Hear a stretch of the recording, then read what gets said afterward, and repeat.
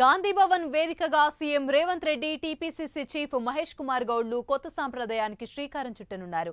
ఇవాల్టి నుంచి వారానికి 2 సార్లు మంత్రులతో పాటు టీపీసీసీ చీఫ్ కాంగ్రెస్ పార్టీ కార్యకర్తలకు అందుబాటులో ఉండనున్నారు.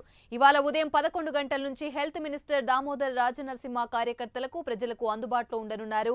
నిత్యం ప్రజలకు అందుబాటులో ఉండేలా టీపీసీసీ సైతం ప్లాన్ చేస్తున్నారు. కార్యకర్తలకు భరోసాను కల్పించేందుకు ఇందిరాభవన్లో టీపీసీసీ వేదికను ఏర్పాటు చేసింది.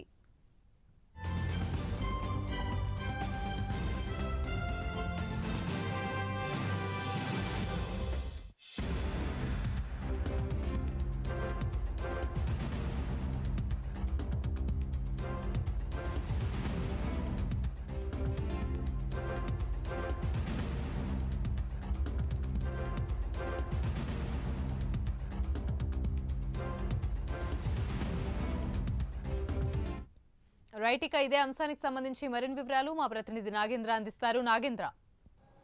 Thank you Yamini. ఈరోజు గాంధీ భవన్ కేంద్రంగా కాంగ్రెస్ పార్టీ సరికొత్త సాంప్రదాయానికి నాంది పలకబోతుంది. నూతనంగా టీపీసీసీగా ఎన్నికైనటువంటి మహేష్ కుమార్ గౌడ్ బాధ్యతలు స్వీకరించిన తర్వాత ఈ సరికొత్త సాంప్రదాయానికి నాంది పలకబోతున్నారనే చెప్పాలి. మరి కాసేపట్లో అంటే గాంధీ భవన్ కేంద్రంగా 11 గంటలకి మంత్రి దామోదర్ రాజనరసింహ కార్యకర్తలతో అదేవిధంగా ప్రజలతో ముఖాముఖి కార్యక్రమాన్ని ప్రారంభించబోతున్నారు.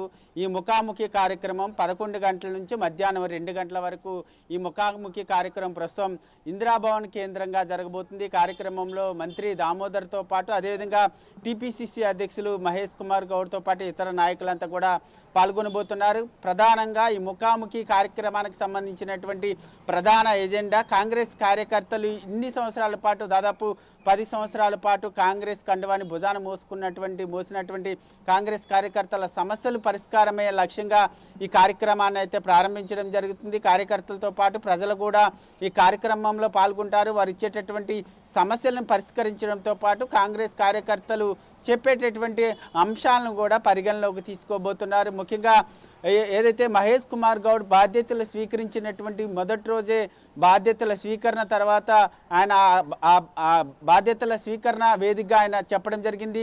వారానికి 2 రోజుల పాటు గాంధీ భవన్కి మంత్రులు రావాలి. దాంట్లో బుధవారం శుక్రవారం ఒక్కో రోజు ఒక్కో మంత్రి గాంధీ భవన్కి వచ్చి కార్యకర్తల సమస్యలను వెంటనే పరిష్కరించాలంటూ కూడా చెప్పడం జరిగింది. ఆ కార్యక్రమం ప్రస్తుతం మరికాసేపట్లో గాంధీ భవన్ కేంద్రంగా జరగబోతుంది.